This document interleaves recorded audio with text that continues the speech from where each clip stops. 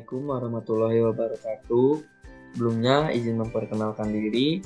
Saya Andreas Alpare Sofian dari kelompok 7. Di sini saya tidak sendiri, saya ditemani oleh rekan-rekan saya yaitu Saya Nurul Eni Febrianti. Saya Frida Siagian. Saya Eva Ismawati. Di sini kita akan mempresentasikan hasil dari kerja kelompok 7. Untuk yang pertama itu ada dari literasi bebas air. Untuk literasi bebas air akan dipresentasikan oleh rekan saya.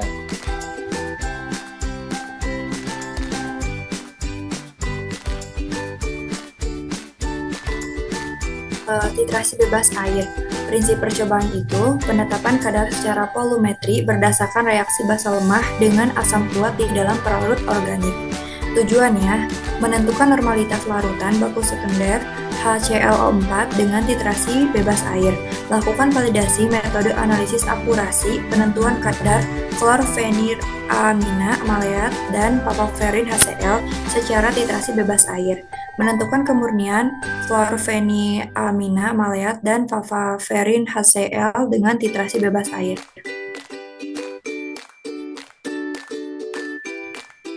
Lalu di sini juga ada pengertiannya. Titrasi asam basa adalah titrasi yang menggunakan pelarut organik sebagai pengganti air. Di bidang farmasi, teknik ini banyak digunakan karena banyak obat yang bersifat asam atau basa lemah yang sukar larut dalam air. Keuntungan menggunakan titrasi bebas air, senyawa-senyawa yang tidak larut dalam air dapat menggunakan pelarut organik yang sesuai untuk tujuan tertentu. Ketelitian dan ketetapan dapat disamakan dengan titrasi asam basa biasa. Tablet-tablet dan pulveras dapat dititrasi tanpa pengocokan terlebih dahulu.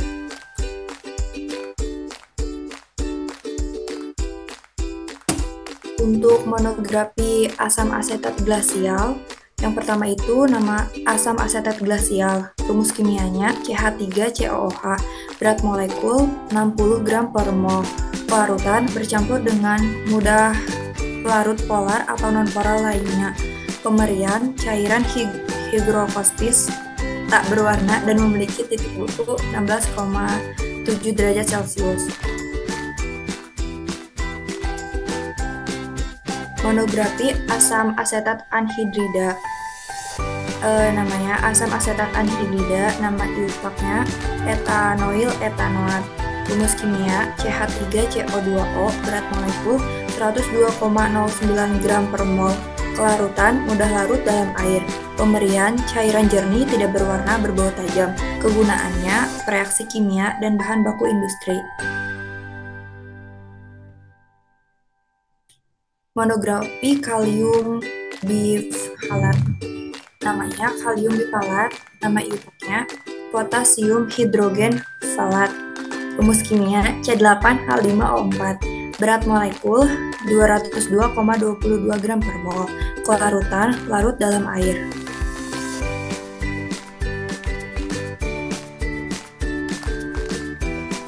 Untuk monografi klorfeniramina maleat, nama iupaknya klorfeniramina maleat dan ini nama iupaknya ya. Terus rumus kimianya C6, C16, H19, C1, N2, C4, H4O4. Berat molekulnya 390,87 gram per mol. Pemberian serbuk hablur putih, tidak berbau, rasanya pahit. Kelarutan larut dalam etanol 95%. 10 bagian kloroform, sukar larut dalam ether dan benzen. Untuk monografi papaverin HCl, nama papaverin HCl, nama iupaknya papaverin hidroklor, rumus kimianya C20H21NO4 HCl, berat molekul 375,86 gram per mol. Pemberian hablur atau serbuk hablur putih, kemudian pedas rasanya. Kelarutan larut dalam lebih kurang 40 bagian air dan dalam kurang lebih 120 bagian etanol 95%.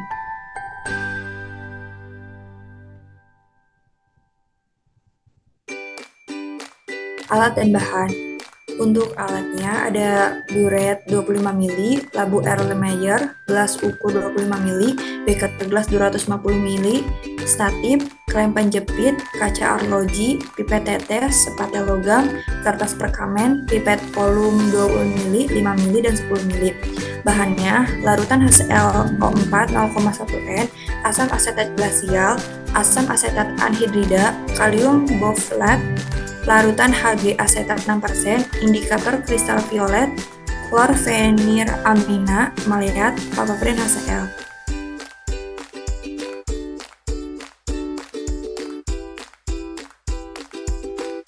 Untuk pembakuan HClO4 dengan larutan baku kalium hidrogen velate.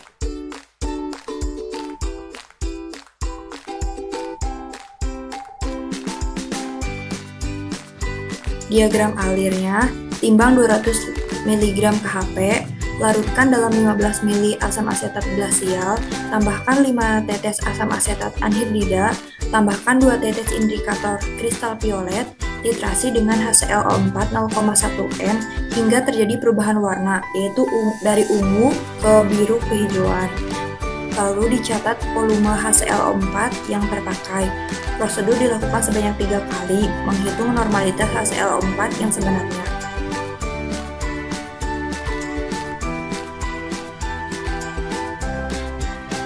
Ini untuk hasil percobaan dari pembakuan HClO4.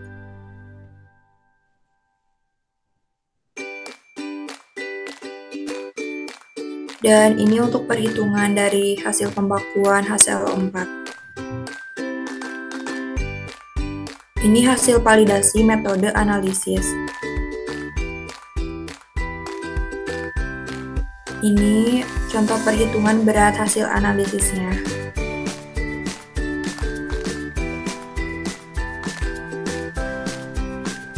Ini hasil penetapan kemurnian.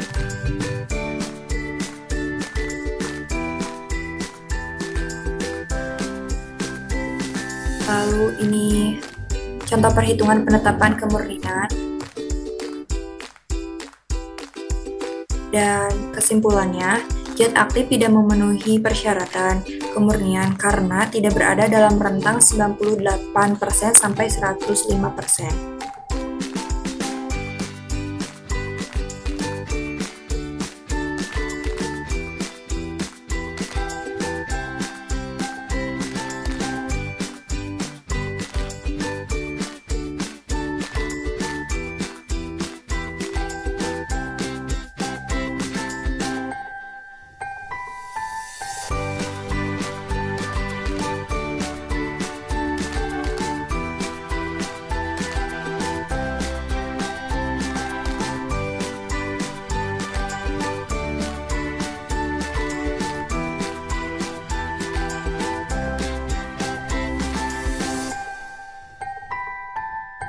Sekian dari saya dan akan dilanjutkan oleh rekan saya.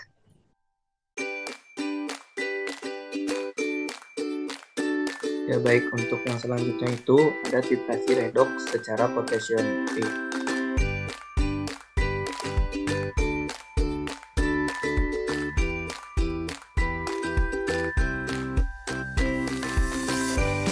Untuk pendahuluannya, yang pertama itu ada prinsip percobaan.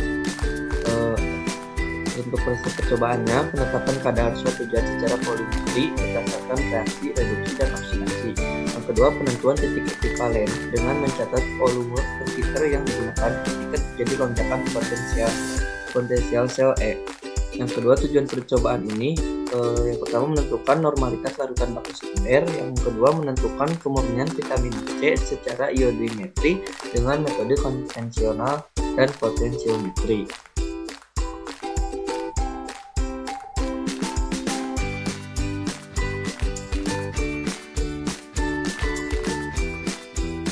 Tinjauan katakannya sendiri, yaitu titrasi potensiometri menyangkut perbedaan potensial antara suatu elektroda indikator dan suatu elektroda pembanding sewaktu titrasi. Perbedaan potensial dapat diukur dengan potensial atau potensiometri atau pH meter.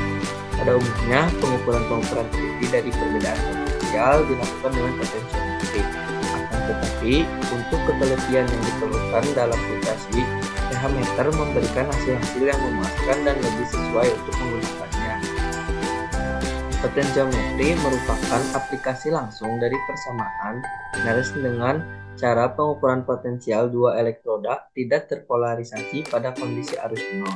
Potensiometri merupakan salah satu cara pemeriksaan dengan potensiometri dengan menggunakan peralatan listrik untuk mengukur potensial elektroda indikator dan besarnya potensial elektroda indikator. Ini bergantung pada kepekatan ion-ion tertentu dalam larutan. Karena itu, dengan memakai persamaan Nernst, kepekaan ion dalam larutan dapat dihitung langsung dari harga potensial yang diukur itu. Ini Pi 119.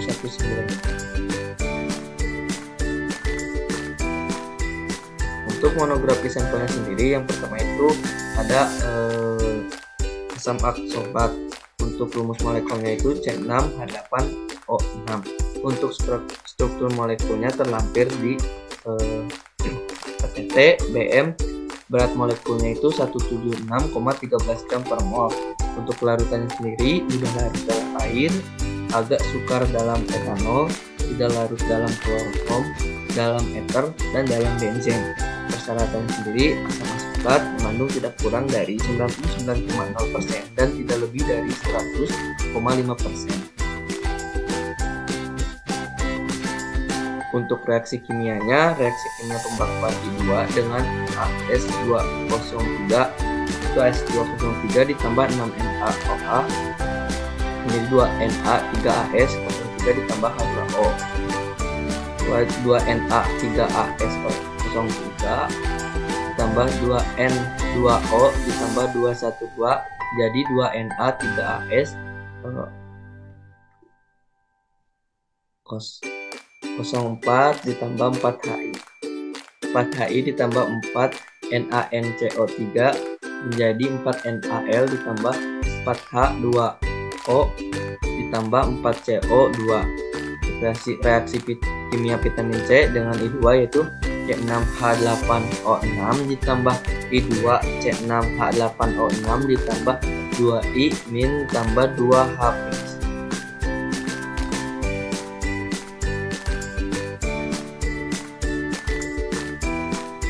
Diagram alirnya yaitu pembakaran larutan I2 1 60 mg sama AS20 dilarutkan dalam NaOH 4N tetes demi tetes hingga larut,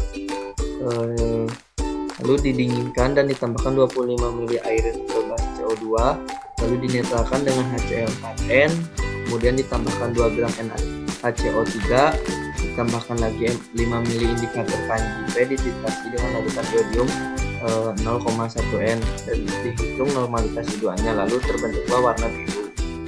Yang kedua itu penetapan kemurnian vitamin C iodiometri gram sama dengan 176,13 Pe per tengah FiED 149 secara titrasi konvensional. Vitamin C sendiri yaitu yang pertama dilarutkan dengan 25 ml air bebas CO2 dan 7 ml asam sulfat 2N, lalu ditambahkan 3 ml indikator KNJP, kemudian dititrasi dengan larutan iodium 0,1N dan dihitung persen kemurnian vitamin C-nya, lalu akan terbentuk warna biru. Untuk diagram alir yang ketiga itu penetapan kemurnian vitamin C secara titrasi potensiometri, yaitu beratnya sendiri 115 mg vitamin C dilarutkan dengan 50 ml air CO2 dan 7 ml asam sulfat 2N, lalu dititrasi dengan 0,2 ml larutan iodium 0,1N, kemudian diukur potensial sel E dan dicatat dan dilanjutkan hingga diketahui lonjakan potensial sel E dan akan mendapatkan hasilnya. Nah, untuk hasilnya sendiri terlampir.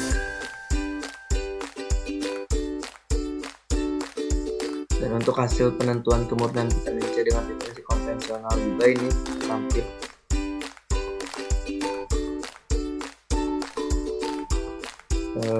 Mungkin untuk yang selanjutnya akan dilanjutkan oleh rekan saya.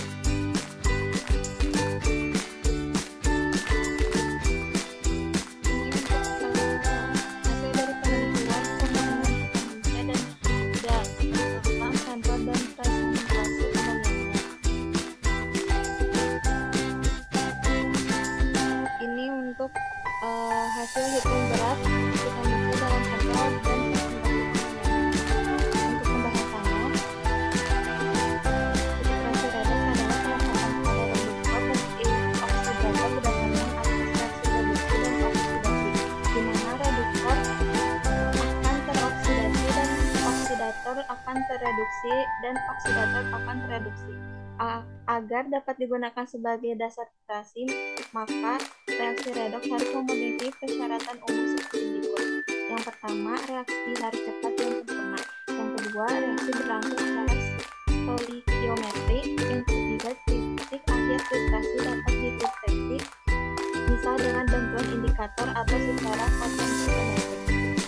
Karena banyaknya unsur-unsur yang mempunyai lebih dari satu tingkat oksidasi, maka dikenal beberapa macam titrasi redoks, yaitu permanganometri, iodometri, iodimetri, iodametri, bromometri, bromatometri, dan serimetri. Bobot ekivalen suatu zat pada titrasi redoks adalah banyaknya mol zat tersebut yang ekivalen dengan 1 mol elektron. Pada percobaan kali ini dilakukan 3 prosedur percobaan, yaitu 1. Pembakuan larutan 12 0,1 N. Yang kedua, penetapan kemurnian vitamin C secara titrasi konvensional. Disyaratkan asam askorbat mengandung tidak kurang dari 99,0% dan tidak lebih dari 100,5% C6H8O. Yang ketiga, penetapan kemurnian vitamin C secara titrasi konvensional. Pertama, dilakukan pembakuan larutan 12 0,1 N dengan cara timbang bersama 60,0 mg AS2O3. Larutkan dalam NaOH 4N tetes demi tetes hingga larut kurang lebih 3 mili. Bila perlu, dengan pemanasan dinginkan tambahkan 25 mili air bebas CO2, netralkan dengan HCl4N, tambahkan 2 gram NaHCO3, tambahkan 5 mili indikator Kanjupe. Titrasi dengan larutan iodium 0,1 N hingga terbentuk warna biru.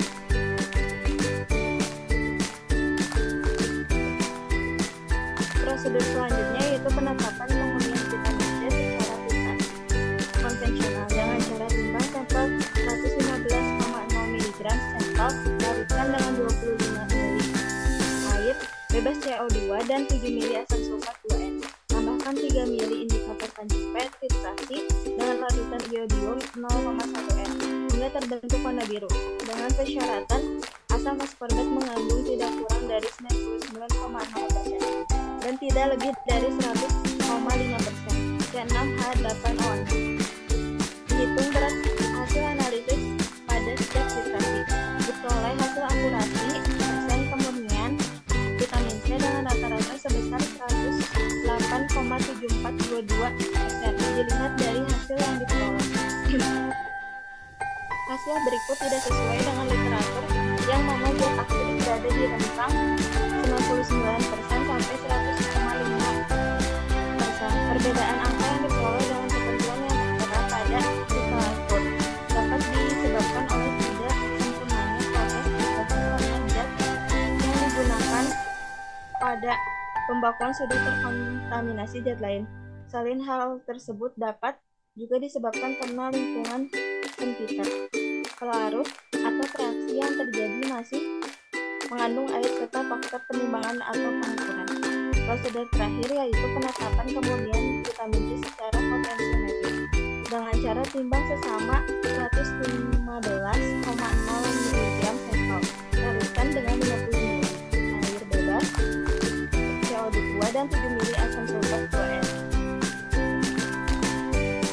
Titrasi dengan 0,2 mili larutan iodium 0,1 N, kemudian diukur potensial sel eksitasi, dilanjutkan dengan hingga diketahui lonjakan potensial sel. Diperoleh titik ekivalen 1693 dan hasil akurasi persen kemurnian vitamin C dengan rata-rata sebesar 108,7773%. Untuk grafiknya tertera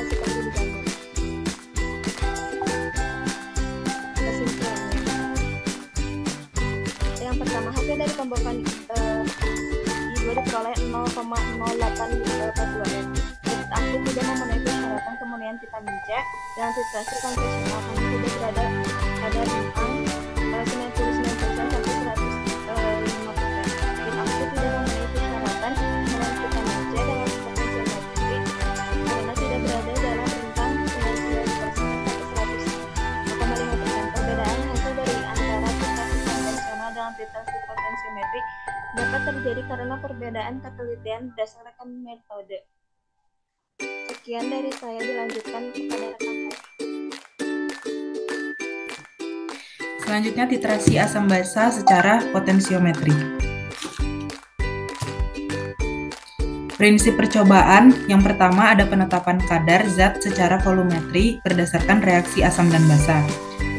Yang kedua, penentuan titik ekivalensi dengan mencatat volume pentiter yang digunakan ketika terjadi lonjakan pH.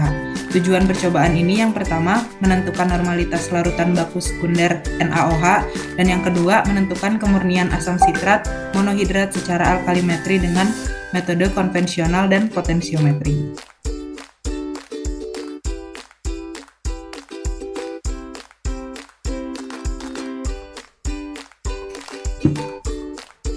Tinjauan pustaka.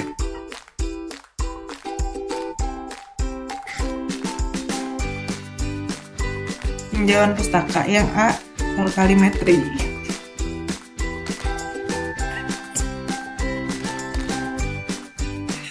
Stop dulu. Selanjutnya titrasi asam basa secara potensiometri.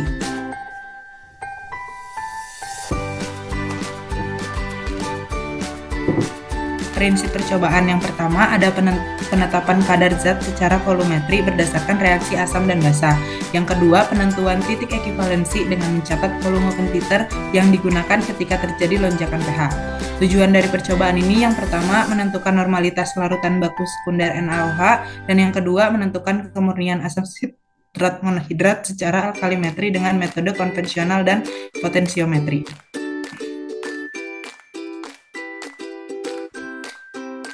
Alkalimetri. Titrasi alkalimetri adalah penetapan kadar senyawa-senyawa yang bersifat asam dengan menggunakan baku basa. Dalam penentuan kadar suatu larutan basa digunakan larutan asam yang sudah diketahui kadarnya atau sebaliknya. Kadar suatu larutan asam dengan larutan basa yang diketahui dengan didasarkan pada reaksi netralisasi. Pada proses ini digunakan suatu indikator, yaitu suatu zat yang ditambahkan sampai seluruh reaksi selesai yang ditandai dengan perubahan warna. Perubahan warna sendiri merupakan tanda telah tercapainya titik akhir titrasi. Reaksi asam basa adalah reaksi antara ion 2 dengan ion OH yang membentuk HO yang bersifat netral. Untuk menentukan titik akhir pada titrasi asam basa digunakan indikator, di mana indikator ini merupakan suatu asam atau basa organik yang lemah, yang mengalami perubahan warna pada lingkungan pH tertentu. Dalam hal ini adalah pH yang merupakan titik akhir dari reaksi asam basa tersebut. Syarat-syarat titrasi asam basa yang pertama, air yang digunakan adalah aqueous bebas CO2. Aqueous bebas CO2 dapat dibuat dengan cara memanaskan aqueous hingga mendidih, lalu dibiarkan mendidih selama 10-15 menit. Didinginkan dan tutup dengan kertas perkamen. Yang kedua, pelarut yang digunakan harus netral, misalnya aqueous bebas CO2 dan alkohol yang netral terhadap indikator. Aplikasi potensiometri pada titrasi asam basa. Potensiometri adalah suatu teknik analisis pengukuran konsentrasi sebagai fungsi dari potensial dalam suatu sel elektrokimia. Metode ini sangat berguna untuk menentukan titik ekuivalen suatu titrasi secara instrumen sebagai pengganti indikator visual. Ketelitian titrasi potensiometri lebih tinggi dibandingkan dengan titrasi visual yang menggunakan indikator. Titrasi potensiometri dapat diaplikasikan pada titrasi redoks, kompleksometri, asam basa, dan pengendapan.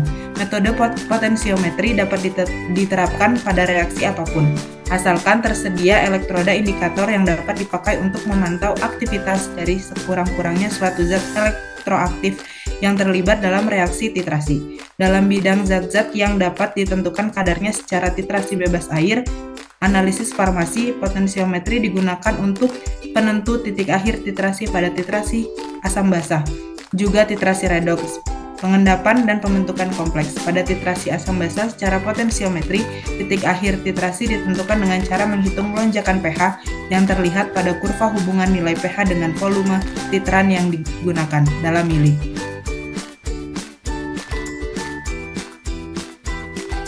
Monografi sampel. Nama resminya oksalik asid atau nama lainnya asam oksalat. Rumus molekulnya C6H8O7. Berat molekulnya 192,124 gram per mol. Kelarutannya sangat mudah larut dalam air, mudah larut dalam etanol, agak larut dalam eter. Persyaratan kemurniannya mengandung tidak kurang dari 99,5% dan tidak lebih dari 100,5%. Referensinya dari Farmakope Indonesia edisi 5 halaman 114.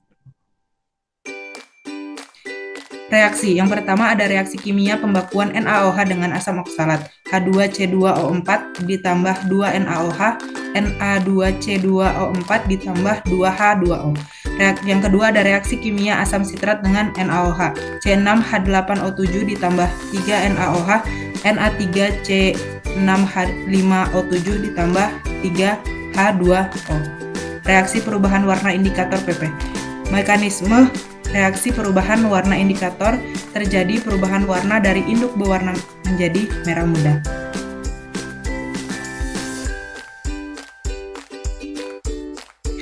Alat yang digunakan pada titrasi ini yaitu alat potensiometri, elektroda pengukur atau indikator Plantina, elektroda pembanding kolomel, pH meter, magnetic stirrer, pengaduk, buret, alat-alat gelas. Bahan yang digunakan larutan NaOH 0,1N, asam oksalat 0,1N, indikator phenolphthalein, asam sitrat monohidrat, dan aqueous. Prosedur percobaan. Yang pertama ada pembakuan larutan NaOH 0,1N. Di pipet 10 ml larutan baku asam oksalat dihidrat 0,1N.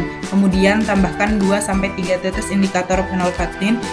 Kemudian titrasi dengan larutan NaOH 0,1N hingga terjadi perubahan warna. Kemudian hitung normalitas NaOH sebenarnya. Yang kedua ada penetapan kemurnian asam sitrat monohidrat secara titrasi konvensional. Yang pertama timbang dulu seksama 85 mg sampel. Kemudian larutkan dalam 10 ml aqueous bebas CO2. Kemudian tambahkan 3-4 tetes indikator phenolphthalein. Kemudian titrasi dengan larutan NaOH 0,1N hingga terjadi perubahan warna.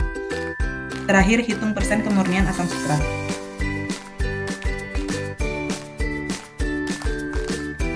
Yang ketiga, penetapan kemurnian asam sitrat monohidrat secara titrasi potensiometri. Yang pertama, timbang 85 mg sampel. Kemudian larutkan dalam 50 ml aqueous bebas CO2. Tambahkan 3-4 tetes indikator phenolphthalein.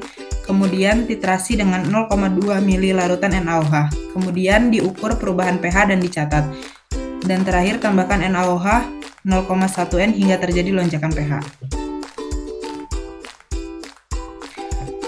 Hasil percobaan. Yang pertama ada hasil percobaan NaOH seperti yang tertera dan didapat rata-rata normalitas NaOH hasil pembakuan 0,104N. Hasil penentuan kemurnian asam sitrat dengan titrasi konvensional tertera. Hasil penentuan kemurnian asam sitrat dengan titrasi potensiometri seperti yang tertera. Kemudian hitungan asam sitrat dalam sampel dan presentasi kemurniannya. Didapat persen kemurnian rata-rata 45,46%.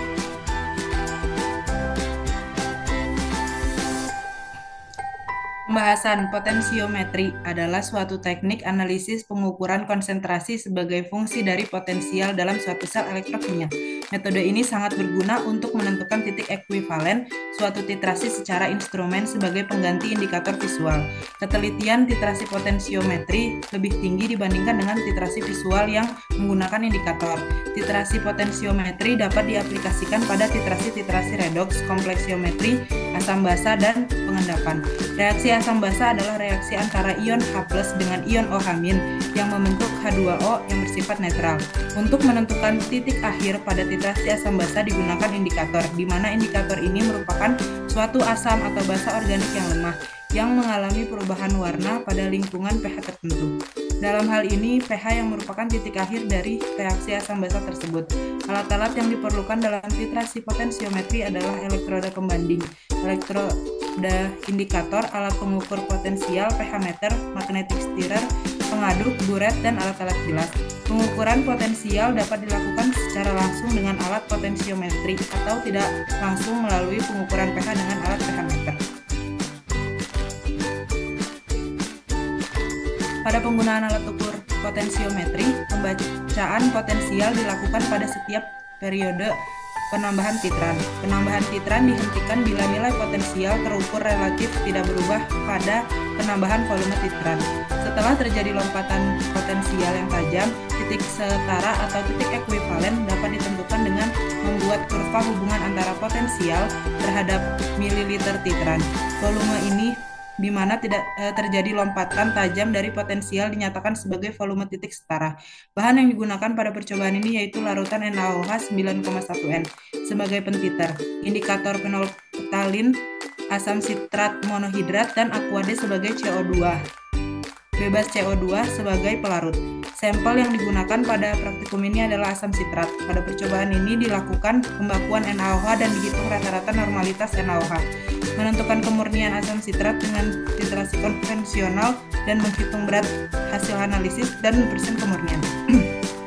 Serta melakukan penentuan kemurnian asam sitrat dengan titrasi potensiometri dan menghitung titik ekuivalensi dan membuat grafiknya. Dan dari hasil semua uji tersebut didapat bahwa zat aktif tidak memenuhi syarat karena tidak berada dalam rentang 99,5% sampai 100,5%.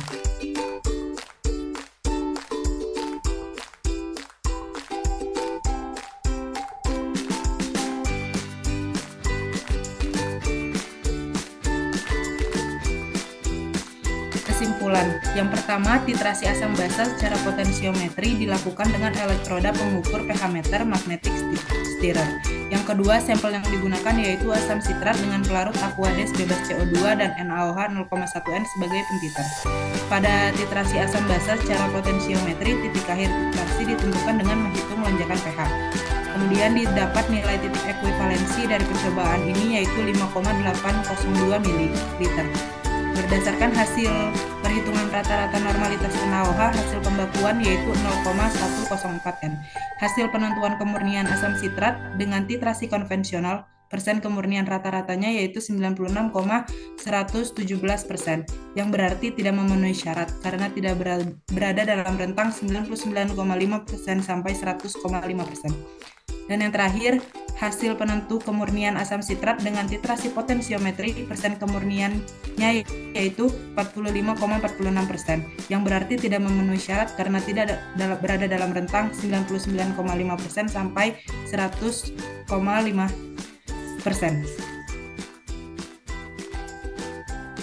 Lampiran grafik sebagai yang tertera.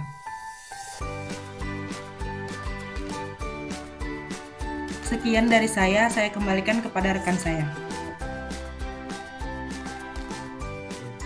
Sebelumnya terima kasih kepada rekan-rekan saya yang sudah mempresentasikan hasil dari kerja kelompok 7. Sebelumnya mohon maaf jika banyak atau ada salah kata. Mungkin sekian dari kelompok 7. Wassalamualaikum warahmatullahi wabarakatuh.